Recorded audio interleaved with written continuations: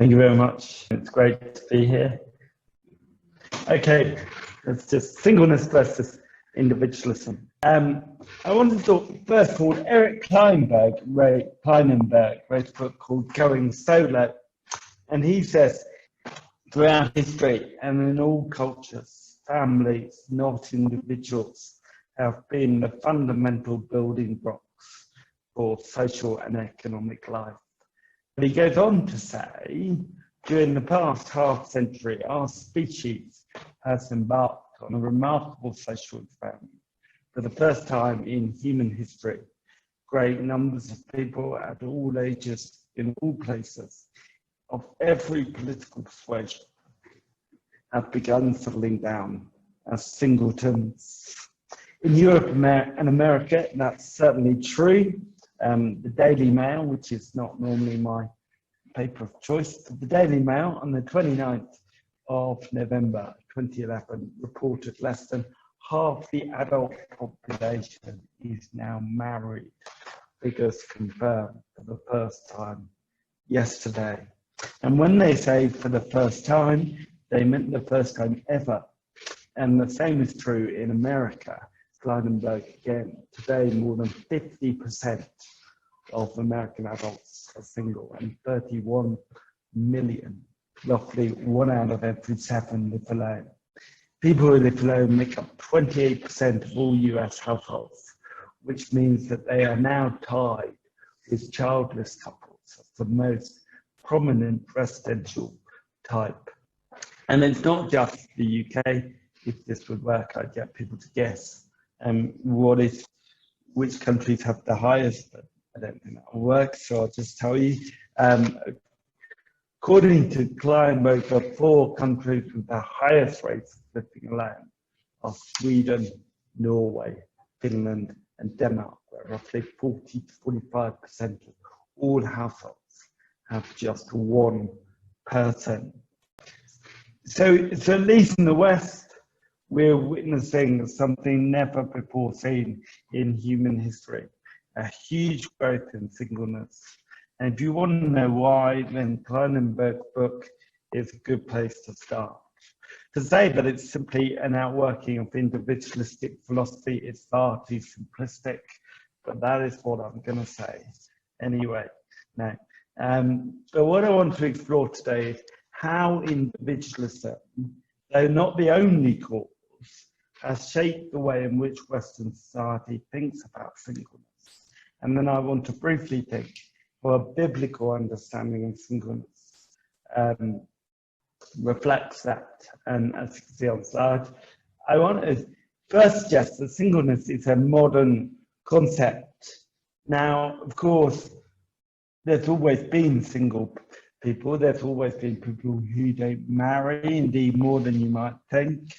But prior to this, probably about the second half of the 19th century, defining oneself as such was, let's say, strange or at least unusual, except in the case of committed celibacy, such as monks and nuns. It's a whole other topic.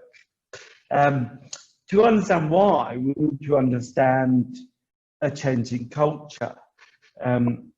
I don't know how you say this. I think Keuhne in Sex and the iWorld talks about 2 different types of worlds: the T world and the traditional world, and the iWorld, the individualist world.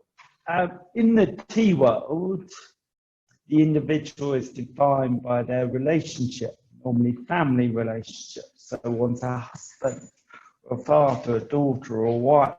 African culture is much more T-world. You describe who you are in relation to other people. In the T-world, community is defined by, community defines the individual and his or her scope of responsibility. That has implications for marriage and singleness. An individual moves from their birth family to their own family when they marry. Marriage becomes almost expected or compulsory, because without it, who are you?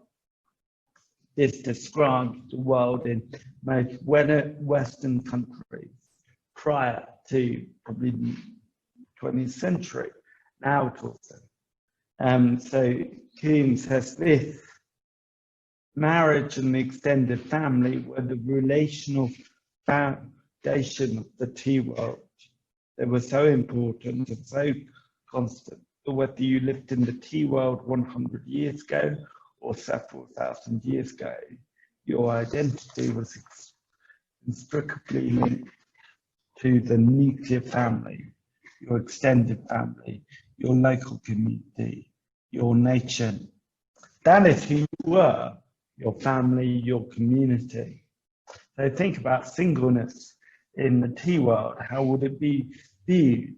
Well, marriage was viewed as a mark of maturity as you move from your birth family to your own family. People married much earlier, and if you didn't marry, you were viewed as an oddity at best, because you left your birth family, but you did not establish a new family. And so where do you find your identity? And of course, it's not really surprising that in such a context, monasteries and convents developed, and those who don't marry gather together to form their own community, so they don't have an identity. Now, there are a number of reasons why we move from a tea world to an I world, where the focus is on the individual. Probably one of them is the Industrial Revolution, as people moved away from families into cities, and they needed to find family identity separate to their family. Now, the focus of identity moves from the family to the individual. How does that change how we view singleness and marriage? In such a world, marriage becomes less than necessity, at least for the sake of identity. As a single person in an I world, you can have an identity. Now, of course, I would suggest that's not entirely bad. Indeed, that's a good thing. But despite positive elements to this, recognizing the individual is not the same as what some call radical individualism. Radical individualism is more than recognizing the individual, but making the individual the source of all identity. And if that is where Western culture has moved to, which I would suggest it is, and if you don't agree with me, you're welcome to do a TGIF talk, but this is mine. What does that mean for singleness? Well, I'm calling the combination of radical individualism with singleness, individualistic singleness. And I think there are four elements, all of which I think we see in Western culture today. And they all begin with I, which if you think about it, it's clever on a number of levels. So what are the four marks? I think they all overlap, but let me go through them. The first is independence. So Glynn Harrison, in his book, A Better Story, says this: in contrast to a Christian vision of singleness, much contemporary solo living is rooted in the cult of the individual and pleasing yourself. Eric Klinenberg, again, says, living alone helps us pursue sacred modern values, individual freedom, personal control, and self-realization, whose significance endures from adolescence to our final days. It allows us to do what we want, when we want, on our own terms. It liberates us from constraints of domestic partners, needs and demands, and permits us to focus on ourselves. I think what independence means, that one is not dependent or reliant on anything else. Many writers express the freedom that comes with being single. You do what you want, whenever you want. One woman wrote on turning 50 as a single woman, she worked out the amount of money her married friends had spent on raising children she could spend on buying a house in the south of Spain, which is exactly what she did. Independence for the single person in this mentality means you come and go as you please. You are king or queen, you can do what you want. But it's more than individual freedom without restraints. It's about self-sufficiency. Self-sufficiency is key. The sense of the single individualist who is alone is not one who has failed in life, but one who has succeeded in life. Whereas previously, adulthood may have been marked by entrance into marriage, movement from one community to form another. In the individualistic age, adulthood is marked when you can afford to live alone and go it alone.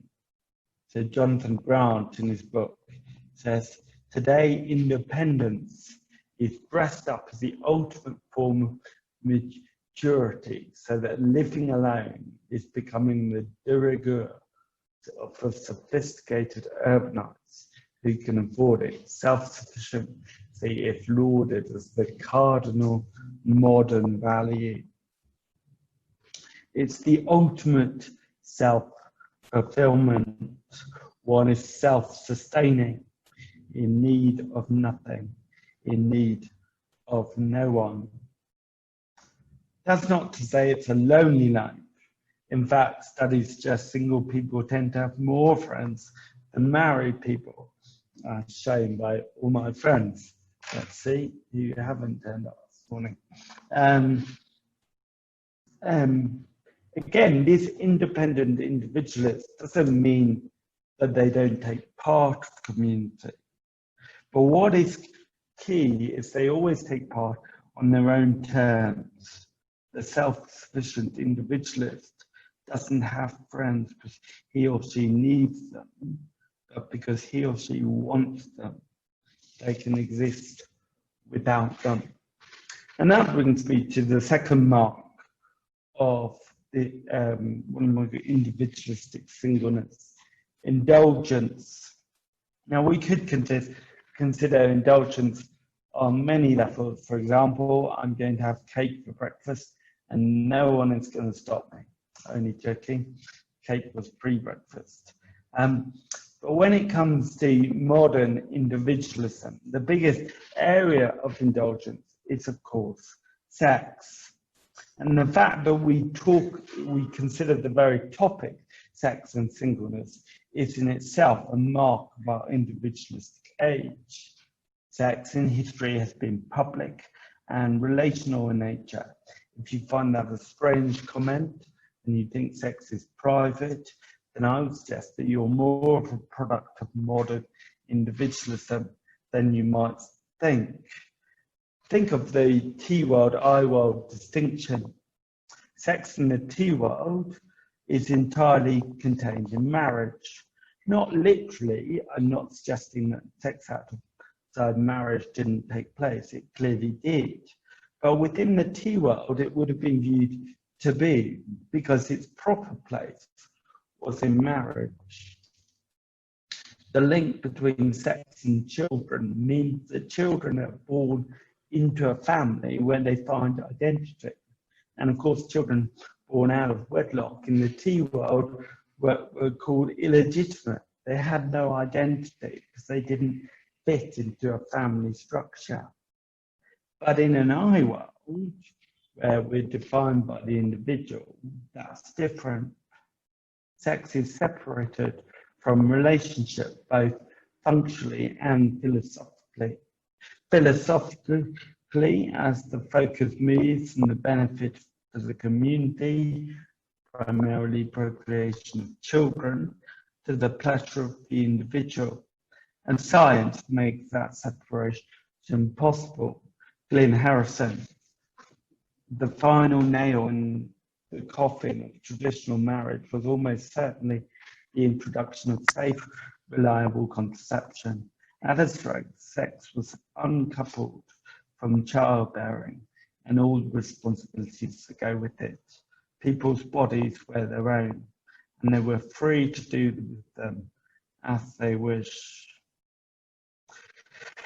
In the individualistic world, the single person can indulge in sex, and this is not only possible, which it always was, but expected.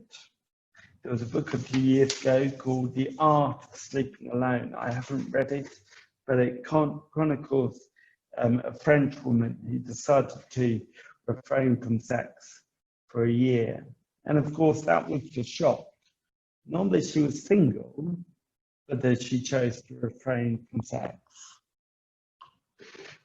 The individualistic single can indulge, and if you throw Freud into the mix, not only can they indulge, but they must do to be healthy.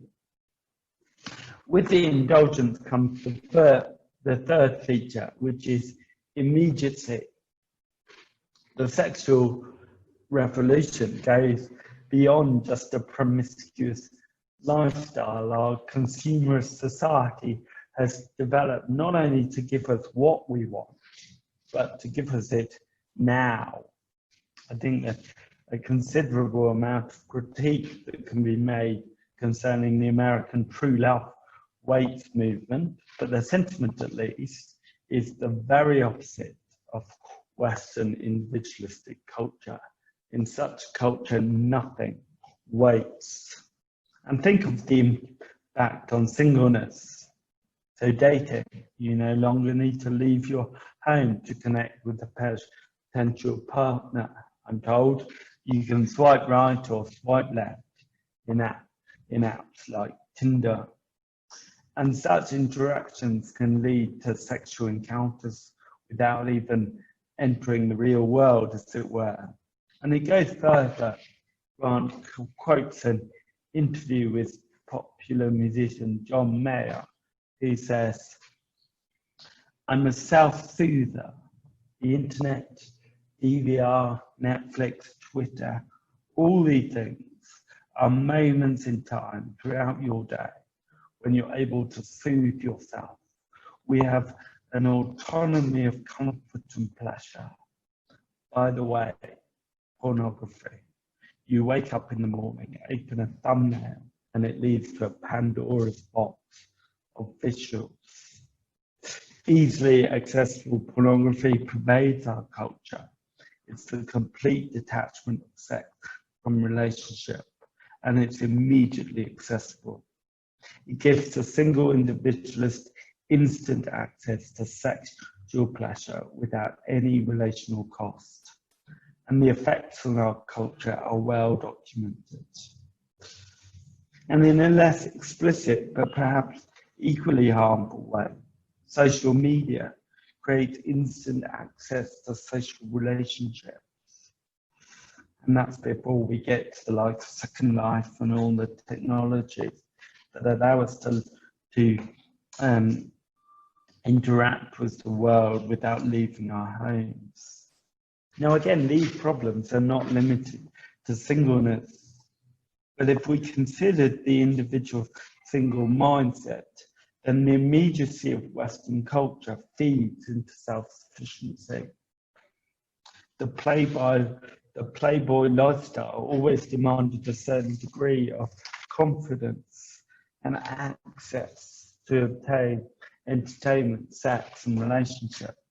But the internet, mobile phones have made these things immediately accessible to even those with the smallest amount of confidence. One can hide away, be completely alone, and yet immediately access all these things. One can live a full and sociable life, all in front of their computer. Can even go to TGIF But our modern culture encourages people to do this not out of necessity, but the protection of the individual. The immediate access allows complete control, and that leads to the fourth feature of single individualism, and that is isolation. Now, no doubt the final I is not what people long for, but it is what comes in her book Alone Together, Why We Expect More from Technology and Less from Each Other. Sherry Terkle explores how technology claims to bring us together. Social media actually leads us apart. And for the single person, it makes it easier to be alone and in the end isolated. What technology does is put everything under our control. And that actually makes real social interaction more frightening because you cannot control other people. Now, I wonder what you think is the solution to all this. There's a whole second half of this talk, don't tell Torsten, which is about the church's view of singleness, much of which I would also like to critique, because a common Christian answer to these problems is just get married. And trust me, I've tried, no. But the problem I want to suggest is not really singleness, but individualism. I do believe that biblical vision of marriage actually undermines our individualistic culture. But what I want to do in the last few minutes is suggest that a biblical vision of singleness also undermines our individualistic culture. So let's return to the four I's, and let me suggest 4 ways in which they are challenged. So first, independence. And independence versus dependence. So it's moving my, oh yeah. Okay.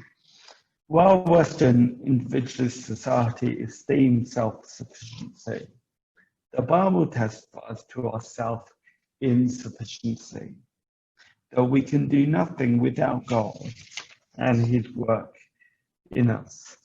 I haven't checked whether Nat's here, but no, it's fine.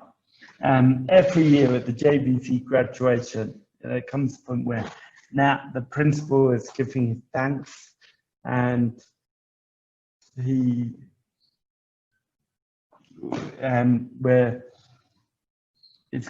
says, and of course, there are some people without whom we could have done none of this.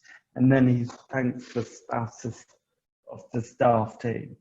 And that, at that point, I always think the same thing, which is probably bad of me, but I always think, well, you say you couldn't have done it without your spouses. I did, which is deeply sinful of me.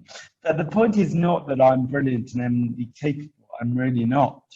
But that what I lack, I need to depend on God to provide. Not necessarily through a wife, but through other means.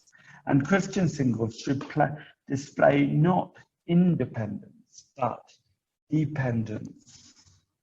Now again, that is true for all Christians. But it seems to me single Christians have a particular opportunity to display that to the church and the world today. And it means, unlike the single individualists, we can acknowledge our insufficiency as a testimony to a greater sufficiency. Now, there is actually a danger in such talk that we continue to buy into an individualistic mindset if Christian singles are said to be me and God and we get through. But that's not right either. It's a Christianized form of individualism. See, my dependency is on God, but also on others. It's through dependence on others that I show my dependence on God. I was brought up to believe in independency. The aim of life was to be independent. But probably in the last 15 years, I've made it an active task in my life to learn dependence on God and on others. The second thing is indulgence versus sacrificial service. Paul in 1 Corinthians 7, you knew I'd get there, says, I would like to be free from concerns. So he acknowledges the freedom singleness brings. He says an unmarried man is concerned about the Lord's affairs, how he can please the Lord. See, the freedom that singleness brings, whereas the single individualist, it's a mean for indulgence, the call on the Christian single is one of sacrificial service. One of the most famous verses in 1 Corinthians 7, I wish that all of you were as I am, but each has his own gift from God. One has the gift, another has that. Now there's lots of debate over the gift of singleness. Some think it's some special ability to remain single. Others think it's just the state of being single. I lean towards the latter. I think the former is a bit ridiculous, but it must be more than just being single, because 1 Corinthians talks about gifts as means to serve the church. So Paul says the freedom that comes in singleness is not for me to indulge myself, but it is sacrificial service. What singleness really means is not an opportunity for selfish indulgence, but for selfless service. And Christian singles who are using their singleness in selfish indulgence don't need to get married. They need to die to self and live for Christ. Third, immediacy versus hope. We could spend a long time on this. You'll be glad to hear we won't. But I think it's fair to say this is the fundamental testimony of the single life. So again, 1 Corinthians, Paul says this, what I mean, brothers, is that the time is short. From now on, those who have wives should live as if they do not. Those who mourn as if they did not. Those who are happy as if they were not. Those who buy something as if it were not theirs to keep. Those who use things of the world as if not engrossed in them. For this world, in its present form, is passing away. Now, what Paul is saying is that the reason the immediacy and the indulgence should not be a draw is this present world is passing away. The reason we don't need to get all the pleasure now is that we live not for now, but for the future. And in a sense, I think the Christian single life testifies to this in a unique way. Think of the single individualist who indulges in sexual activity. What do they say whenever they can? What are they saying? They're saying all there is the here and now. Enjoy what you can. But the Christian single, he abstains from sex, the highest pleasure this world can imagine, proclaims to this world that pleasure is not all there is. The hope is not for now. Now, of course, that's true in every area of life in which Christians live in sacrificial godliness. But there's a particular opportunity, I think, given the single Christians, particularly in an individualistic world, obsessed by sexual gratification. Having seen that one of the primary immediacies of satisfaction that our culture looks to is sexual gratification. Think what a celibate, pure Christian life communicates. It's not the denial of pleasure of fulfillment, but a deferral, as fulfillment is looked doing the new creations, not in the immediate present. The reason why immediacy is such a thing in our culture is because we've lost all sense of hope. And that is why, as I commented earlier, that celibacy rather than singleness is the real shock to our culture. Why defer fulfillment only if something future is to look forward to? And the final one, very briefly, and much more could be said, is isolation versus community. And all I'm going to say on that is I think the primary community in the New Testament is not the family, but the church. And I want to suggest the challenge is the way we think about church community. We sometimes make church just an extension of family, singles invited to join family life. Now, don't get me wrong, it's been a wonderful privilege to join in family life with many of my friends. I deeply appreciate that. But what singleness challenges is that it is not family that defines our identity, but belonging to Christ together in community. And the challenge of single living is to see the spiritual family as primary to the nuclear. Then while opening homes to single people is a wonderful thing to do, we need to consider how we enter the church community on the same footing, whether we are single or married. Those are just some of my thoughts. Thank you very much.